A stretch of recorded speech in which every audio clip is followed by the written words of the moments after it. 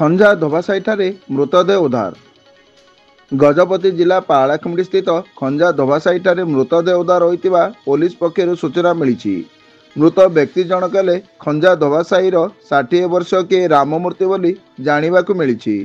ଉକ୍ତ ବ୍ୟକ୍ତି ଜଣକ ସାହି ରାସ୍ତାରେ ପଡ଼ି ରହିଥିବା ବେଳେ ସ୍ଥାନୀୟ ଲୋକେ ପାରଳା ପୋଲିସକୁ ସୂଚନା ଦେଇଥିଲେ। ପାରଳା ପୋଲିସ ଘଟଣାସ୍ଥଳରେ ପହଞ୍ଚି ତଦନ୍ତ ଆରମ୍ଭ କରିବା ସହ ମୃତ ବ୍ୟକ୍ତିଙ୍କୁ ପାଳାଖେମୁଣ୍ଡି ଜିଲ୍ଲା ମୁଖ୍ୟ ଚିକିତ୍ସାଳୟକୁ ବ୍ୟବଚ୍ଛେଦ ପାଇଁ ପଠାଇଥିଲେ।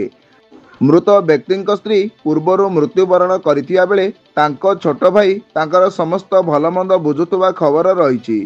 ଶବ ବ୍ୟବଚ୍ଛେଦ ପରେ ପରିବାରକୁ ହସ୍ତାନ୍ତର କରିଥିବା ବେଳେ ପାଳାଖେମୁଣ୍ଡି ଆଦର୍ଶ ଥାନାରେ 15/2025 ପ୍ରକାରେ କେସ୍ ରୁଜୁ କରି ଅଧିକ ତଦନ୍ତ ଆରମ୍ଭ କରିଛି ପୋଲିସ।